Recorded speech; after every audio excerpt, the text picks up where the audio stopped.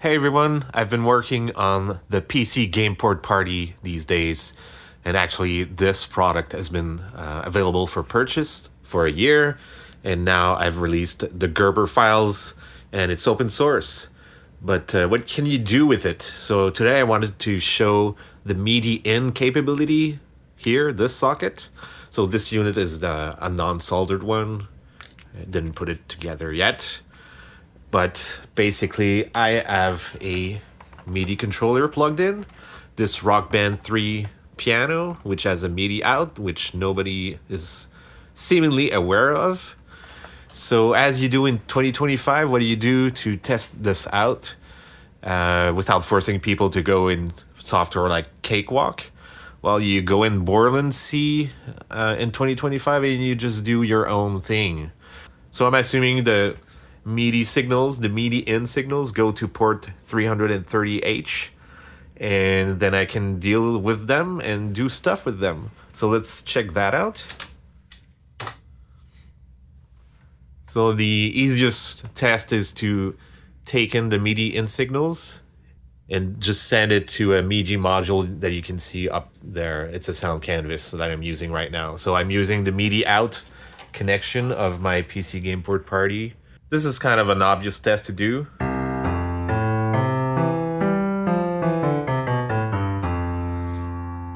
Can switch the instruments with the plus and minus key from the numpad.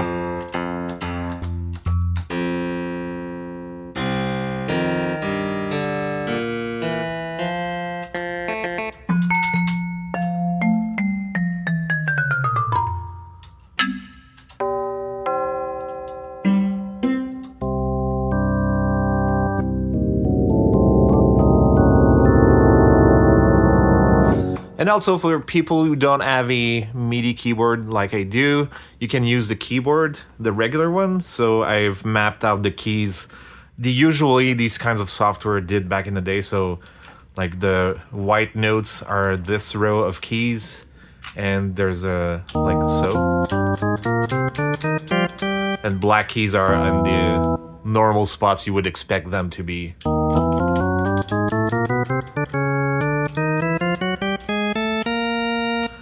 And of course, at the bottom rows there, you can have lower notes.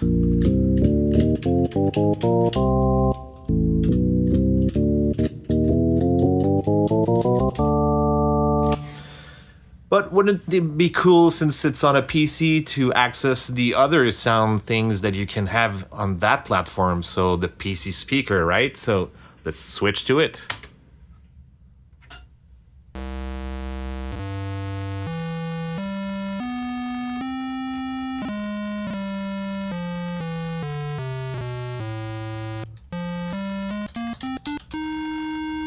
And what about playing polyphony? Well, everyone knows that a PC speaker can only play one note at a time, but people did tricks with them, and they time-shared multiple notes. You just have to toggle quickly between each note, so that's what I did. It's also called arpeggiating.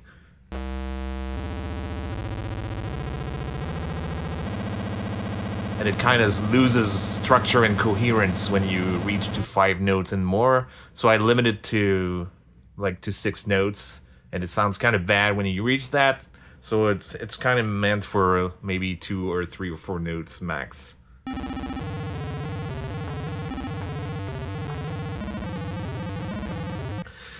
And what else? So people often add sound blasters or adlib cards. So what about like aiming the MIDI notes to the OPL2, like the common denominator for Sound Blaster and adlib? So there's also OPL3 that I've learned how to program to, but OPL2 is kind of the default setting, the common denominator.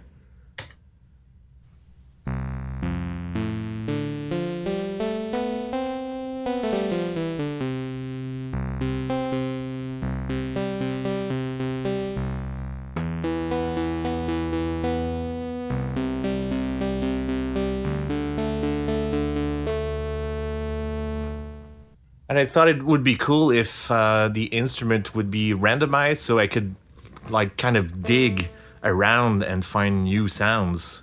So what I can do with these values there is to pick these numbers up and bring them to other projects, like on my Phoenix F256K2. So let's give it a try, but I warn you, oftentimes they are pretty silent, so you just have to keep digging.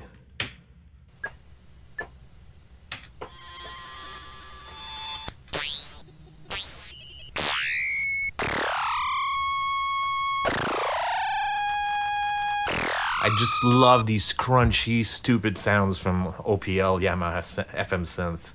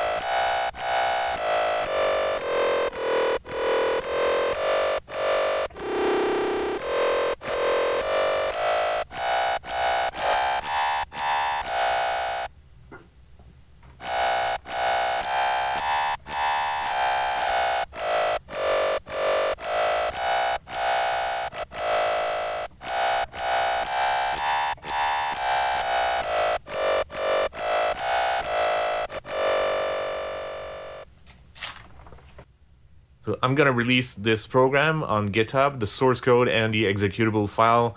You can goof around, and if you have a PC game port party, you can test your MIDI in socket as well as the MIDI out. And if you don't have the PC game port party, well, if you have another way to get MIDI out or MIDI in, that's another, like, it's another utility out there that could be useful for some people without being overcomplicated with other musical composition software. So that's it. Take care, and I'll see you next time.